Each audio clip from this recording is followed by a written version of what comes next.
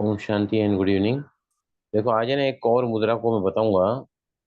जिन लोगों को कोई भी दमे की शिकायत है, they are having any respiratory disorders, lungs are weak, तो वो लंबी गहरी सांस ले नहीं पाते हैं शुरुआत में। तो उनके लिए बहुत ही अच्छी मुद्रा है, जहाँ से बॉडी में ऑक्सीजन ज्यादा जाता है, their lungs capacity enhances, their immunity increase. इसको कहते हैं आदि मुद्रा। सभी ने इसमें बैठ के हम मेडिटेशन करेंगे। ये देखिए, ये है ना, अ, अपने अंगूठे को लिटिल फिंगर के रूट पे रखो। Put your thumb, the tip of the thumb at the root of the little finger. चारों उंगलियों को बंद करो और हथेलियों को ऐसा रखो up.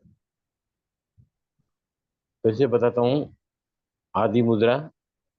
Put the tip of the thumb at the root of the little finger. चारों उंगलियां फोल्ड करो, हथेलियों को ऐसा रखो, साइज क्लोज।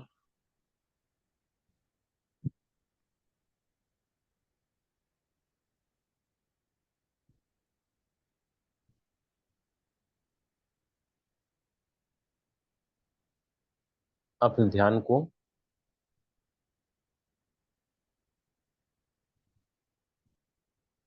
आने वाली जाने वाली सांस के ऊपर फिक्स रखें, at the opening of both the nostrils.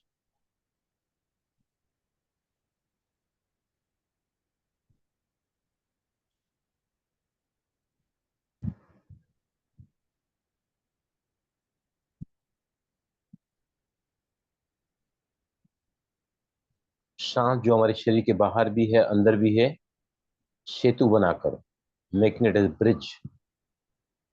When very easily enter within you, अपने अंतर प्रवेश करने का सबसे सहज माध्यम है सांसों के प्रति सजगता, कॉन्शियसनेस।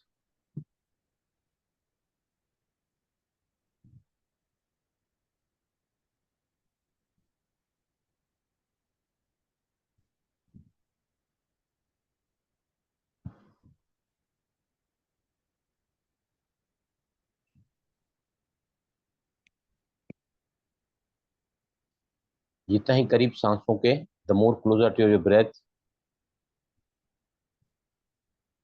अब इन्हीं सांसों को आप नाभि पर महसूस करेंगे।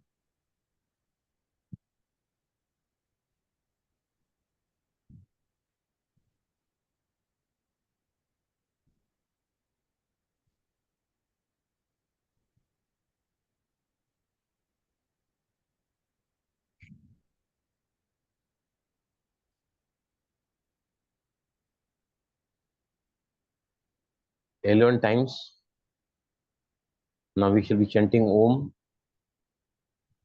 डीप ब्रीदिंग करने की जरूरत नहीं है, सिर्फ हम ओम का चैंटिंग करेंगे और पूरा फोकस नाभि पर रखोगे। नाभि से लेकर आज्ञा चक्र तक इसका इफेक्ट होता है। नाभि, उ हृदय स्थान, और म या ओ, देन म comes at the Ajna chakra. O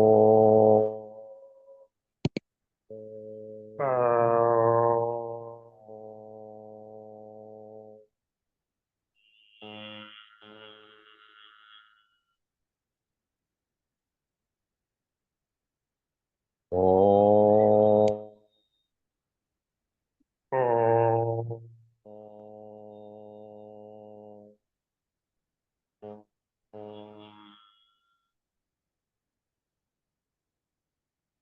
O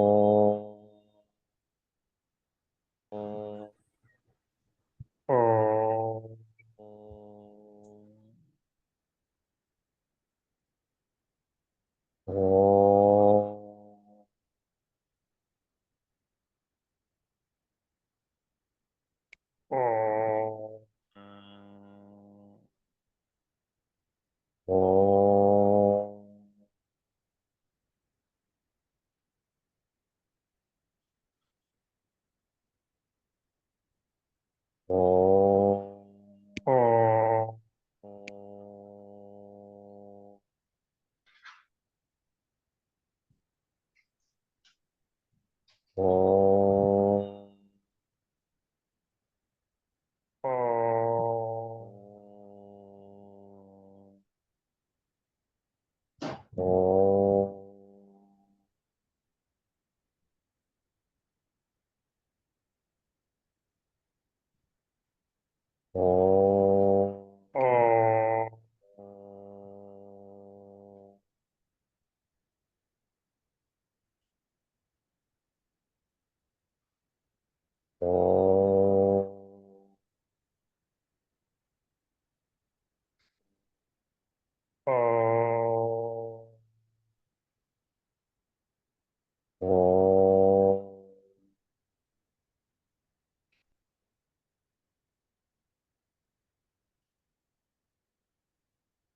Om.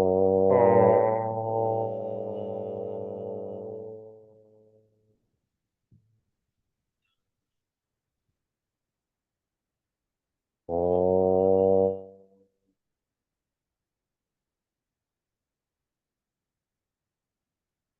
Om.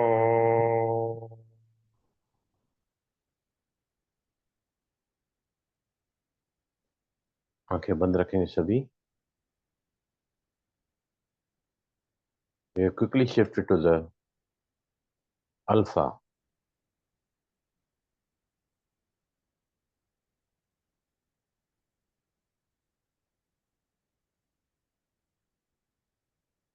Conscious mind to the subconscious mind. बाहरी मन से अंतर मन की तरफ. Beta to alpha, a meditative frequency.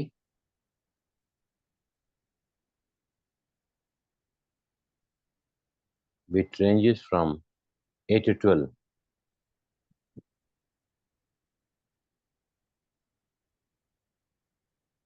Yes, not slowly. आंखें खोलें.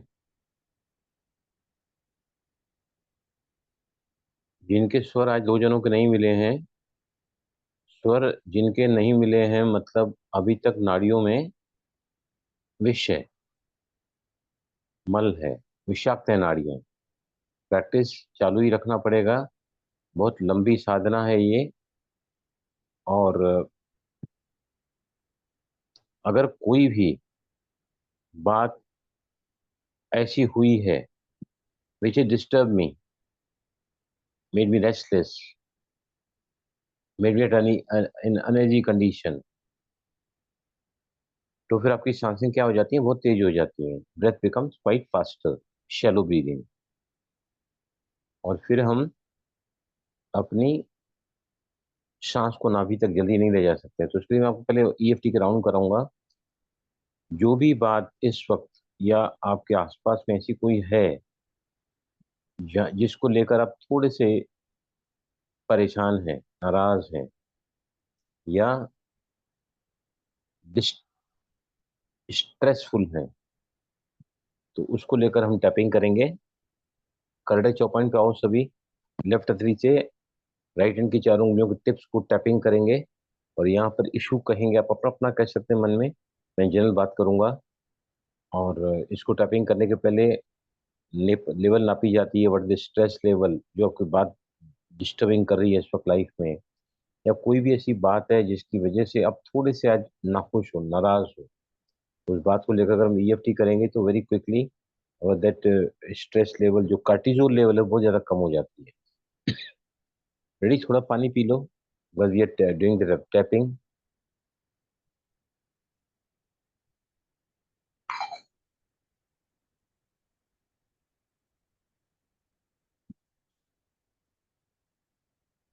यस. करंट चुपन टैपिंग करो.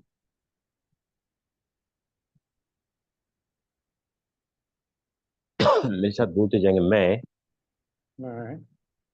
इस बात को लेकर इस बात को लेके थोड़ा सा थोड़ा सा परेशान हूँ, परेशान हूँ, रेस्टलेस हूँ, रेस्टलेस हूँ, डिस्टर्ब हूँ, डिस्टर्ब हूँ, चिंतित हूँ, चिंतित हूँ, भयभीत हूँ, भयभीत हूँ.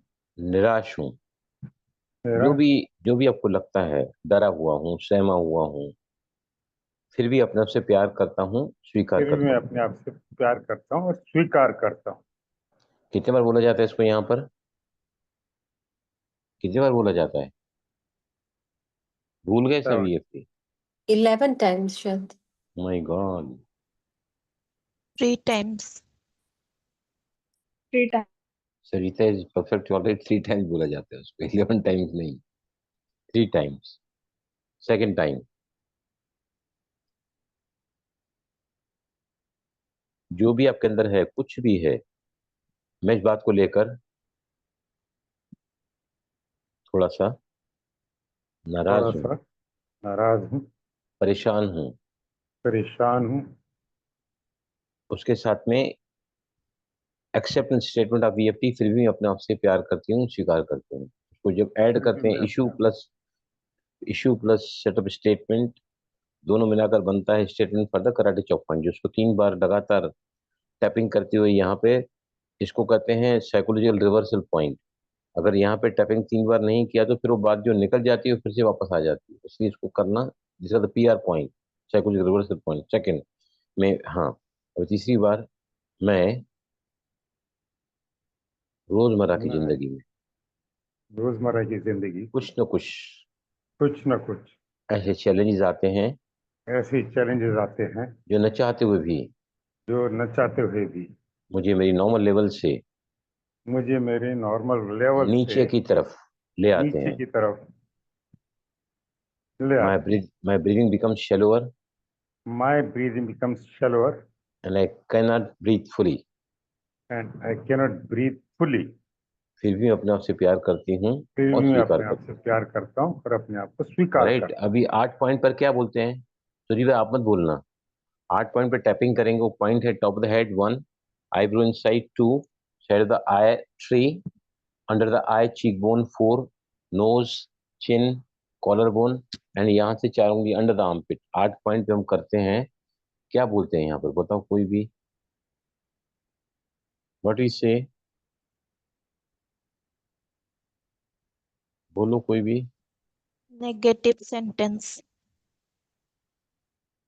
इशू, इसे द इशू, राइट। अगर उसको अलग अलग तरीके से बोलना है वो भी बोल सकते हैं।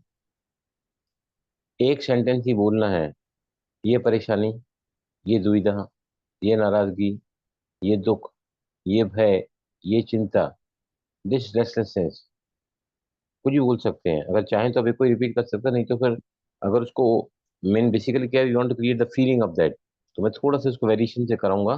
टॉप ऑफ द हेड पे आओ सभी, टॉप ऑफ द हेड पे आओ।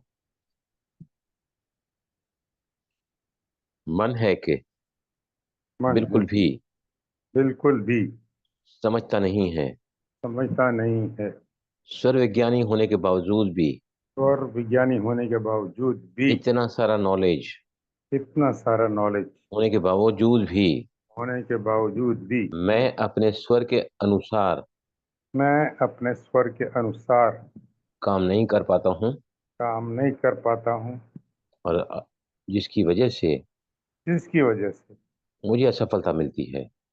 मुझे असफलता मिलती है। एवरी सिंगल पावर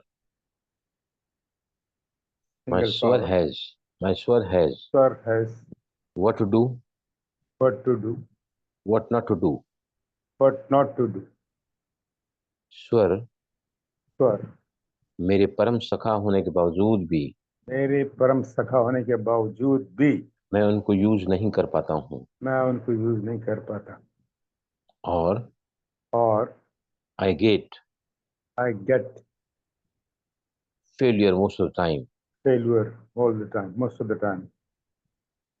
हर नेगेटिव इमोशन हर नेगेटिव इमोशन सबसे ज्यादा एनर्जी को सबसे ज्यादा एनर्जी को लॉस करता है। लॉस करता है। Emotional outburst means emotional outburst means lot of lot of lot of lot of sympathetic arousal activity, sympathetic arousal activity, lot of cortisol, lot of cortisol, stress hormone, stress hormone, and adrenaline, and adrenaline,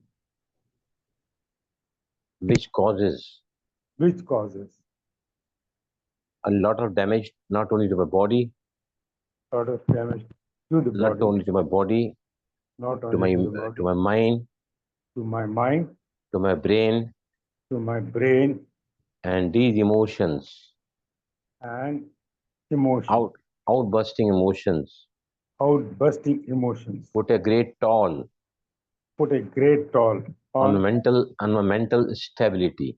my mental stability. Last point under the armpit करेंगे, यहाँ से 4 उंगली नीचे बगल से, यहाँ patting करते हैं तो थप्पड़ मारते हैं और इस इशू को बोल सकते हैं, मैं मैं जब जब जब जब अपने आप को अपने आप को हेल्पलेस होपलेस महसूस करता हूँ, हेल्पलेस होपलेस महसूस करता हूँ, I really feel low in my energy, I really feel low in my energy. अब लंबी गहरी सांस लेकर मुंह से सांस को बाहर फेंको।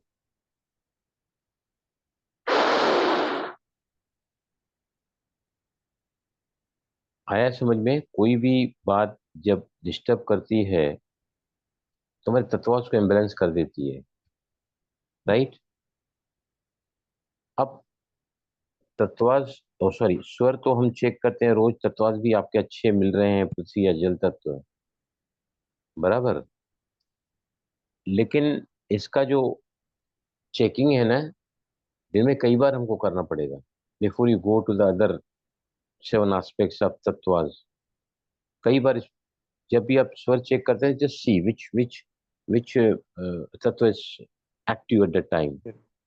इससे क्या होगा, आपको तत्व देखने की आदत पड़ जाएगी और मालूम पड़ जाएगा कि क्योंकि हमारे सभी तत्व एक पूरे जब टाइम होता है एक नासिका का चलने का, ऑल द तत्व कम, आकाश तत्व, पृथ्वी, वायु, और बाद में सीक्वेंस में आते हैं ये। आकाश से स्टार्ट होता है, उसके बाद में आता है, आकाश के बाद में कौन सा तत्व आता है बताइए? 4 फिंगर्स विच तत्व वी गेट? अग्नि, अग्नि, वायु, अग्निबाद, उसके बाद में जल तत्व, और लास्ट में आता है पृथ्वी तत्व, राइट? तो this is one of the ways. अब लोगों को जब भी तकलीफ होती है, कभी ईसीजी चेक कराते हैं, 2D को चेक कराते हैं, डायबिटीज की टेस्ट होती है, आपके शरीर में ब्लड का टेस्टिंग होता है, कंप्लीट ब्लड काउंट सीबीसी, कई सारे टेस्ट होते हैं, उसमें कोलेस्ट्रॉल होता है, बहुत सारी चीज़ों का टेस्टिंग होता है, लीवर का होता है। लेकिन उससे भी कहीं ज़्यादा इम्पोर्टेंट है, उसको हम बोलते हैं brain mapping. Brain mapping, brain mapping मतलब हमारे दिमाग पर जो भी रोज़मर्रा की बातें होती हैं, what they give the effect to my brain, उसको कोई नहीं कराता है टेस्टिंग, ब्रेन मैपिंग को। रिसेंटली बहुत सारी टेस्ट निकली हैं जो बता देती हैं अगर एक व्यक्ति बहुत ही सुपर डुपर है पढ़ाई में, उसको कहीं भी एडमिशन मिल सकती है किसी भी फील्ड में, लेकिन वो ब्रेन मैपिंग से पता करते हैं कि कौन सा फील्ड में ये सबसे ज्यादा तरक्की करेगा। तो उसके लिए पहले हम थोड़ा फ्रिक्वेंसीज को समझ लेते हैं। अभी समझो हम इस वक्त बात कर रहे हैं ना, मैं बोल रहा हूँ आप सुन रहे हैं, both are active, I am saying and you are listening and replying also. इसको कहते हैं बीटा फ्रिक्वेंसी। बीटा, इसकी फ्रिक्वेंसी रेंज होती है 13 से 19। ब्रेन की फ्रिक्वेंसी रेंज होती है 13 से 19, राइट? अगर मेरे अंदर किसी बात को लेकर नेगेटिविटी है, किसी बात को लेकर नाराजगी है, भय है, चिंता है, या उस बात को लेकर गिल्ट फीलिंग है, तो जो बीटा की जो फ्रिक्वेंसी है उसकी रेंज हो जाती है 19 से 35 तक, 19 to 35 बीटा की रेंज आती है, राइट? अगर 5 विकारों से संबंधित हमारे अंदर कोई भी विकार है, काम, क्रोध, लोभ, मोह, अहंकार, उसके वशीभूत होकर हम कोई भी कार्य करते हैं तो हमारी ब्रेन की फ्रिक्वेंसी जो है वो उससे भी आगे चली जाती है 35 ऑनवर्ड्स। अगर वो 50 तक पहुंचती है तो व्यक्ति पागल हो जाता है। आतंकवादी जब आतंक करते हैं ना, बमों से उड़ा देते हैं निहत्थे लोगों को और बेकसूर लोगों को, they are train at the frequency of 50। जहां वो इतने जुल्म करते हैं दुनिया के आगे, उनको पता भी नहीं चलता कि what we are doing, we should not do this. तो फिर से बोलता हूं मैं, कॉन्शियस माइंड मतलब संपूर्ण जागरूकता, फुली अवेयरनेस, बाहरी मन का कार्य होता है ये। और यहाँ की फ्रिक्वेंसी होती है 13 से 19। अगर मेरे अंदर मैं उठा, सुबह को ब्रश किया, तो मेरे अंदर किसी बात को लेकर, जो बात भले कल गुजरी हो, तो उस बात को ब्रश करते करते मेरे दिमाग में आया कि ये कभी नहीं सुधरेगा, ये कभी नहीं सुधरेगी। कितना भी करता हूँ ना मैं, लेकिन ये लोग मुझे सपोर्ट नहीं समझ पाते हैं। These things if you you think in your mind which is, किसी बात के ऊपर भय का है, चिंता का है, नाराजगी का है, दुख की बात है, तो हमारी ब्रेन की फ्रिक्वेंसी तुरंत शूट अप हो जाती है। That comes to 35। अगर कोई भी हमारे मन के विचार 5 महाभूतों से लेकर अफेक्टेड हैं, रिलेटेड हैं, या उसके मतलब अफेक्ट में आकर कर रहे हैं, तो that frequency can rise from 35। बोलते हैं ना, गुस्से में कोई किसी का मर्डर भी कर देता है, that frequency goes to 50, right. अभी the lower the frequencies, lower the frequencies, the better you are connected to within, और उतनी ही आपकी जो सांसों की गति है वो मंद होती चली जाएगी। जितना ज्यादा आप हायर फ्रिक्वेंसी में रहते हैं, उतना आपकी सांसें तेज होती हैं। अल्फा की फ्रिक्वेंसी होती है 8 से 12। Alpha 8 to 12, 8 to 12। इस फ्रिक्वेंसी को अगर हम पूरे दिन में चलते चलते अभ्यास नहीं करते हैं, तो हम बीटा की फ्रिक्वेंसी में रहते हैं। उसमें हमारा जो ये सिस्टम है, सिंपैथेटिक अराउजल, जिसमें कार्टिजोल बहुत ज्यादा मात्रा में निकलता है, एड्रेनल निकलते हैं, they can not be neutralized, और फिर लगातार हमको डैमेज करते रहते हैं, to my body, to my mind, to my brain and to my emotions also. Alpha frequency जो है, इसकी कॉल्ड मेडिटेटिव फ्रिक्वेंसी। और ये आपको तुरंत मिलती है किससे? अभी मैंने कराया ना, 11 बार ओम चैंटिंग कराया। आप नाड़ी शोधन प्राणायाम करो।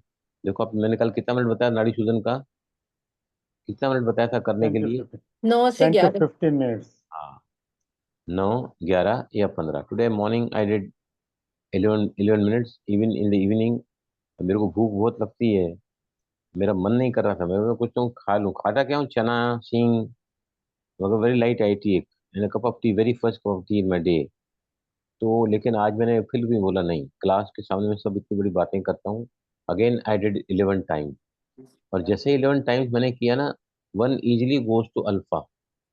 5 मिनट शायद हम नहीं जा पाते हैं, 11 बार आप रिपीट करोगे ना, तो 11 बार रिपीट करने से, अल्टरनेट नॉस्ट्रल्स का ब्रीदिंग होने से क्या होता है, आपका जो है सेंट्रलाइज चैनल थोड़ा ओपन हो जाता है बैलेंसिंग वजह से। और जैसे ही प्राण सुषुम्ना में जाते हैं, तो all the spirituality we attract alpha, right. उसके बाद आता है थीटा। थीटा, थीटा मतलब उसकी रेंज होती है, थीटा की रेंज होती है थीटा की रेंज होती है 5 to, पहले 13 से 19 बताया, 8 से 12, 8 से 12, 4 से 8, 4 to 8 या 5 to 8। थीटा की फ्रीक्वेंसी मतलब हल्की नींद। न फुली सजग हूँ, न फुली नींद में सोया हूँ, कोई आवाज देते बलराम उठो खाना खाओ, हम्म उठता हूँ, आता हूँ। Neither we are fully awaken nor we are fully asleep. तंद्रा की अवस्था बोलते हैं। दिस फ्रीक्वेंसी इसका बीटा, जो हम गहरी में जाने के पहले इसको पास करते हैं, सभी फ्रीक्वेंसी इसको पास करते हैं हम लोग। अगर आप अल्फा में नहीं जाओगे तो आपको नींद आएगी नहीं, विचारों के तूफान आपको सोने नहीं देंगे, because you are in the higher range of frequency. और सबसे लास्ट में आता है डेल्टा। डेल्टा 0.5 to 4 तक इसकी फ्रिक्वेंसी होती है, 0.5 to 4, राइट। अब डेल्टा में भी दो प्रकार की होती है, एक होता है ड्रीमफुल स्लीप, एक होता है ड्रीम लेस स्लीप, जहाँ पर हम सपने देखते हैं, जहाँ पर सपने नहीं देखते हैं, राइट। अब आप जितना नाड़ी शोधन प्राणायाम करते चले जाओगे रोज के अभ्यास में, तो आप डेल्टा की स्टेज में जाते ही जाते हो। डेल्टा अगर 45 मिनट टोटल मिली हमको, 45 minutes total delta out of the 6 hours sleep जो जनरली योगी सोते हैं, तो फिर आपको नींद करने की जरूरत नहीं दोबारा। That is quite enough. आप लेटे भी रहोगे बिस्तर पे नींद नहीं आएगी। Delta is the sleep. Delta में दो होती हैं, एक होता है एक होता है एक होता है समझो 2 घंटे का फेज है, राइट। 1 घंटे में समझो हल्की नींद करते हैं, दूसरे घंटे में गहरी नींद करते हैं, 60 minutes we sleep in a very deep state of deep state. अब उसमें से जो 40% है, उसमें से जो 60% है, वो कौन सी, वो जो पहले out of after second hour of the phase of the sleep, जो 60 मिनट का होता है, उसमें से जो है ना 36 मिनट जो है, पहले 24 मिनट लिखो, 24 मिनट में हम ऐसी नींद सोते हैं जहाँ सपने भी नहीं देखते हैं। It is called the dreamless sleep. 24 in one cycle और the second phase of the cycle, और 36 मतलब 60% ऑफ दैट सेकेंड आवर हम वो नींद में होते हैं जहां हम सपने भी देखते हैं। आप देखोगे जब नींद खुलती है ना, तो सपने हम देखते हुए होते हैं। जब नींद खुलती है तो बहुत बार हम सपने देखते हैं, अचानक ही कट ऑफ हो जाता है सपना, याद कुछ नहीं रहता है, बट लगता है कि सपने देख रही थी। नींद खुलती है ना आधी रात को, दैट मीन्स वो जो फेज है नींद का 2 घंटे का, वो हमारा इस वक्त पूरा हुआ है। क्लियर हुआ सभी ये फ्रिक्वेंसीज? बीटा संपूर्ण जागरूकता, अल्फा रिलैक्सेशन, डेल्टा को हम, ये सभी फ्रिक्वेंसी जो नींद की बताई हम जागरूक अवस्था में मेडिटेशन में प्राप्त कर सकते हैं। इसलिए ध्यान को ध्यान को अचेतन निद्रा कहा जाता है। ध्यान को अचेतन निद्रा और निद्रा को सचेतन ध्यान कहा जाता है। वो सब सेम, वहां पर पूरी जागरूक अवस्था में रहते हैं, यहाँ पे पूरा सोए रहते हैं हम लोग। तो ईएफटी मैंने पहले पहले बताया आपको कि ईएफटी करना ही चाहिए। जो भी डिस्टरबेंस आता है तो ईएफटी से तुरंत आपको बॉडी के स्ट्रेस लेवल कम होती है। जो बात आपके दिलो दिमाग पर बहुत ज्यादा इम्पैक्ट करती है, जिससे आपकी फ्रिक्वेंसी हायर हो जाती है, दिमाग की frequency, you travel to beta, hyper beta, super beta. तो वहां से भी निकलना है तो even EFT we can use quickly उसको रिलीज करने के लिए। लेकिन एक बात आप जरूर याद रखना, जो प्रैक्टिस मैंने बताई है आपको, एक बात आज मैं सुबह को प्रैक्टिस कर रहा था, मुझे याद आई है कि मैं पूछूंगा क्लास। पहले दुख दुख है, उसके बाद में single nostril breathing, double nostril breathing, उसके बाद पहले अमृत प्राणायाम करना चाहिए या नाड़ी शोधन करना चाहिए? That is my question. What we should in sequence? बताइए क्या करें, पहले अमृत प्राणायाम करना चाहिए या नाड़ी शोधन करना चाहिए? कोई भी बताइए। Amrit Pranayam.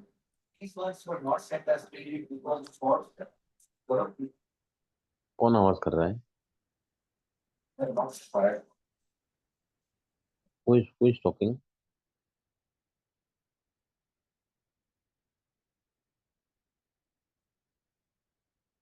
यस, और कोई बताइए। क्योंकि आज मैं जब भी कर रहा था ना, तो वहां suddenly a thought came to my mind. हमारा तो बहुत लंबा रिकॉर्ड रहा है प्राणायाम अगर करने का, I quickly got this and इसलिए मैं यहाँ रेज कर रहा हूँ question. Should you go for amrit pranayama after double nostril breathing? पहले डीप ब्रीदिंग करते हैं, मैंने बताया स्टार्टिंग में। आपको बता रहा हूँ मैं, चारों तरफ इस वक्त वातावरण में बहुत भारीपन है, दुख अति में जा रहा है, समस्याएं विकराल रूप आ रही हैं। Life for every individual is quite challenging. तो ऐसे समय पर हमें क्या करना चाहिए? वातावरण को, घर के वायुमंडल को हल्का करने के लिए हम जैसे ही बेडरूम से बाहर आते हैं ना, तो 5 बार या 11 बार ओम चैंटिंग करें।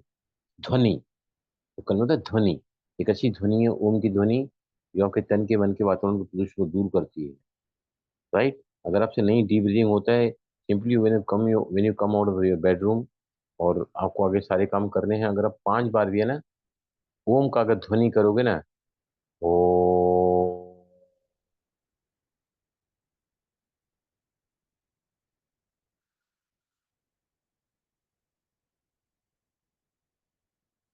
इससे क्या होगा? आपका ऑरा बढ़ जाएगा, वायुमंडल वातावरण में जो भी निगेटिविटी है वो भी दूर हो जाएगी।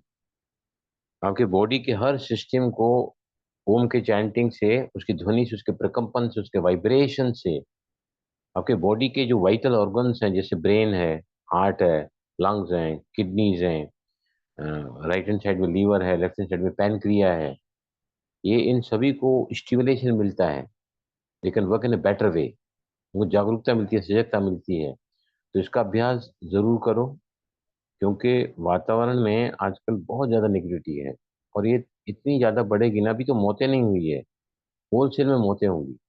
पता नहीं हम किसको खो देंगे, कब खो देंगे, कुछ पता नहीं। Everybody can have this consequences.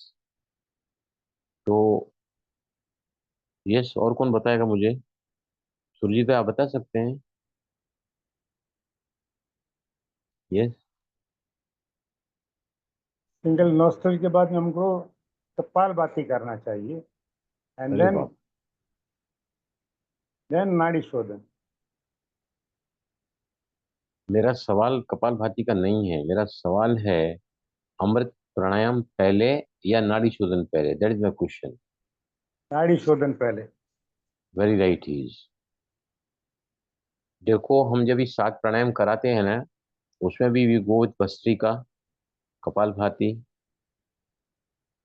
उसके बाद में आता है बाह्य कुंभकम कराते हैं, और रिफाइनिंग कराते हैं चौथे में। 5वें नंबर पर आता है नाड़ी शोधन, अनुलोम विलोम। उसके बाद आता है उद्गीत प्राणायाम, लास्ट में आता है भ्रामरी। ये 7 प्राणायाम रेगुलर प्रैक्टिस में हम करवाते हैं, 20 मिनट के अंदर 7 प्राणायाम, जैसे 5 2 मास्टर कीज हैं डेली के प्राणायाम हम करते थे पहले, अभी मैंने छोड़ दिया है। आई डू ओनली द प्राणायाम विच स्वर विज्ञान has given us. I do only that with the timing. तो 5वें प्राणायाम, एक तो पहला प्राणायाम है कपालभाति, मास्टर की प्राणायाम। कपालभाति से मूलाधार चक्र एक्टिवेट होता है, कपालभाति से ऑफ कोर्स नाभि चक्र एक्टिवेट होता है, एब्डोमेन ब्रीदिंग है। और दूसरा जो है अनुलोम विलोम प्राणायाम मास्टर की है। अनुलोम प्राणायाम जो है चक्रास को बैलेंस करता है, हार्मोन्स को बैलेंस करता है, इसलिए बहुत इंपॉर्टेंस है। तो हमेशा याद रखो, तो सीक्वेंस में अमृत प्राणायाम है ना, फुल फ्लेज प्राणायाम है, जहां पर हम सांस को लेते हैं, रुकते हैं, छोड़ते हैं, रुकते हैं, जैसे फुल फ्लेज प्राणायाम। अगर उसके पहले आपने नाड़ियों को क्लेंस थोड़ा कर दिया है, क्लीनिंग कर दिया नाड़ियों को, तो इससे क्या होता है? You will be easily able to do the breathe in more effectively, more smoothly, more deeper, right up to the navel area। आया समझिए? सभी को हमेशा ध्यान रखो। और नाड़ी शोधन का जो टाइम मैंने बताया है, सूर्योदय के बाद तुरंत ही आप नाड़ी शोधन कर डालो। और हो सके तो 9 मिनट तो करो ही करो सुबह को ही। उस समय सबसे ज्यादा कॉस्मिक एनर्जी अपने पीक पे होती है, और सबसे ज्यादा आपको सूर्य की ऊर्जा मिलती है उसमें। ज्यादा फ्रेशनेस जितनी एयर में होती है ना, उतना ज्यादा उसमें प्राण होता है। सुबह जब ओजोन लेयर जमीन पर होती है, हवा की ताजगी, उस समय प्राणायाम बहुत ज्यादा अनुकूल होता है। लेकिन उससे भी कहीं ज्यादा स्वर विज्ञान क्या कहता है, जब सूर्योदय होता है तो cosmic energy at it is at its peak, cosmic energy मतलब universal energy when it is structured, when it is in full control, when it is in full rhythm, उसको हम कहते हैं सूर्योदय का समय, राइट। तो अल्फा, अगर आपको मेडिटेशन में तुरंत, ये अल्फा के बगैर तो आप मेडिटेशन को अनुभव ही नहीं कर पाओगे डीपर। मेडिटेशन में बैठे बैठे जो हम बोलते हैं ना आत्मिक स्वरूप में चले जाना, तो पहले बॉडी कॉन्शियसनेस में होते हैं, that is theta stage. Body conscious में जाते हैं, सोल कॉन्शियस में, तो यहाँ पर आत्मा को अनुभव करते हैं, that is called the alpha state. Alpha is the meditative state. यहाँ पे ब्रेन की फ्रिक्वेंसी हमारी रिड्यूस होती है 8 से 12 तक। फिर डेल्टा एंड देन थीटा, वो sir theta then delta. Delta जो है वो स्पिरिचुअल ब्लेस है, समाधि की स्टेज है। पतंजलि ने उसको समाधि कहा है।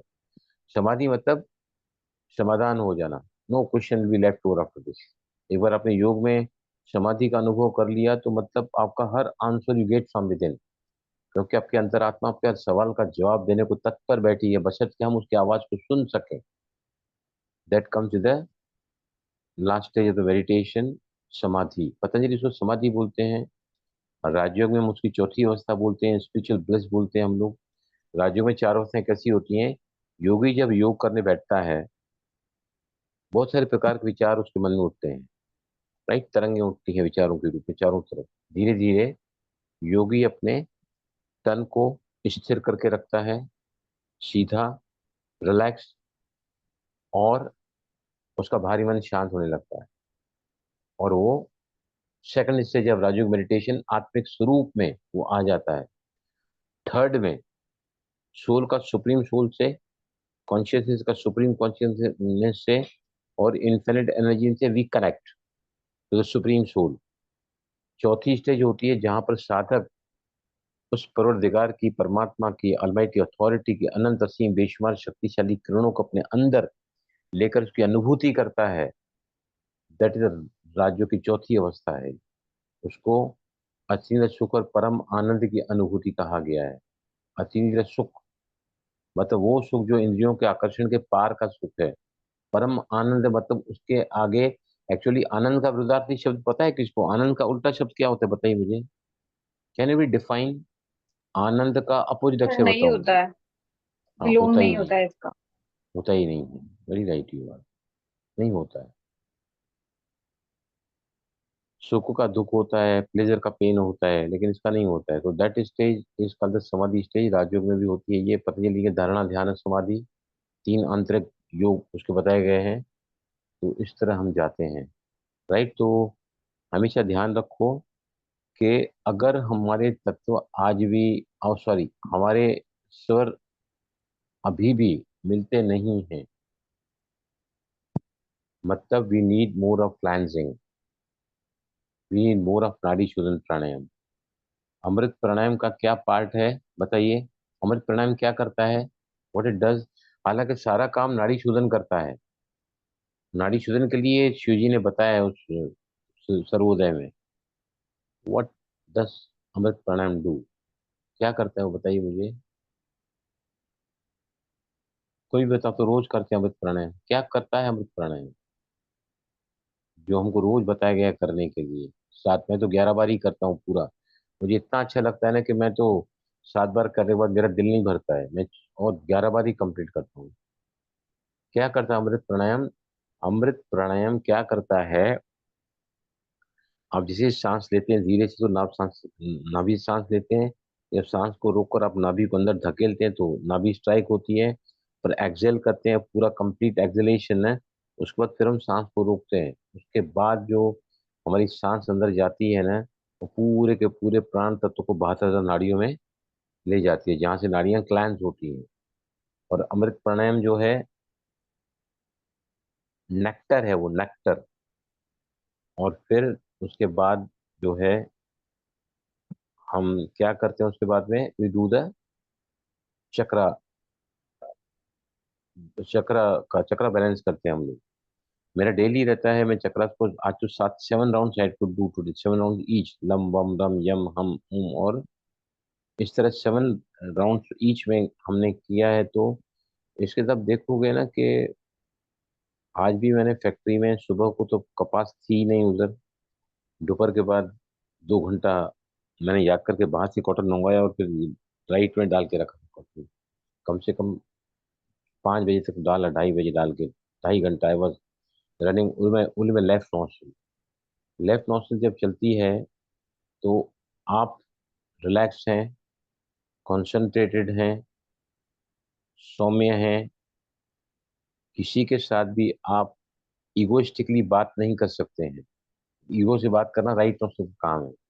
आप लोग राइट को बंद कर लेफ्ट से अगर आपकी सांस चल रही है तो आपके अंदर जो है शांति, एकाग्रता, सौम्य वातावरण, किसी के साथ भी, जिसको हम आध्यात्मिक भाषा में कहते हैं humbleness.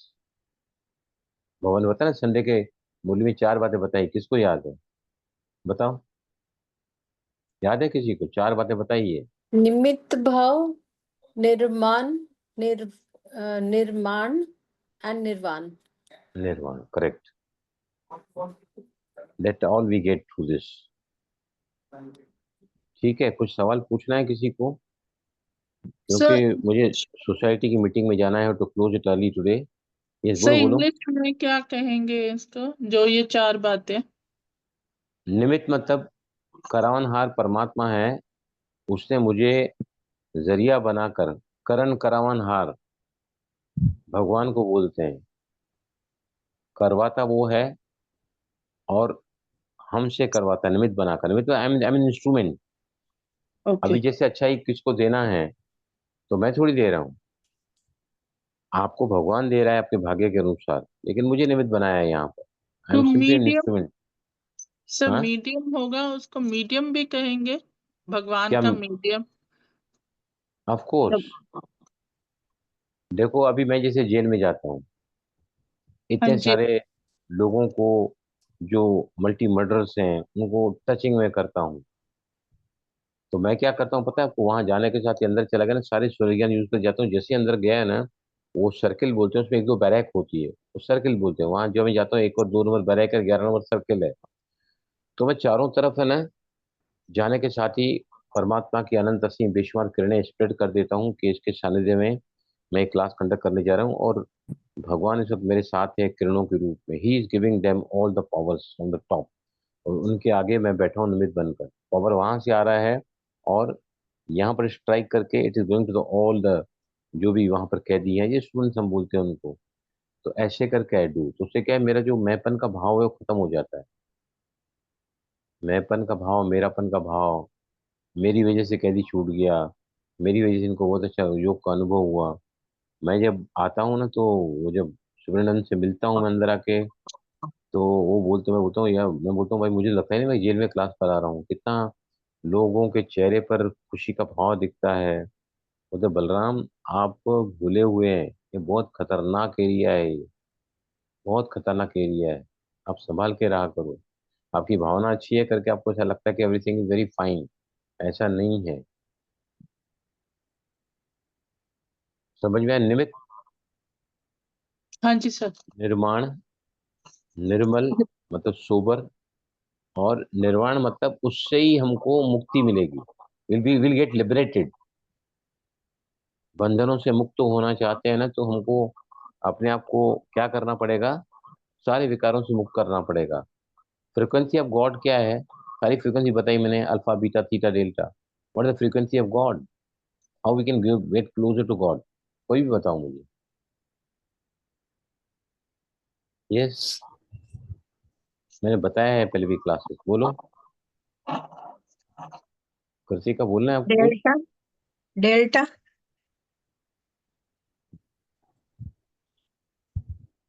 Frequency of God is the frequency of pure goodness.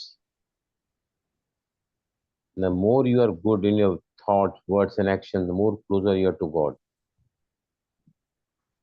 इश्क है अगर खुदा से तो उसके हर बंदे से इश्क कर।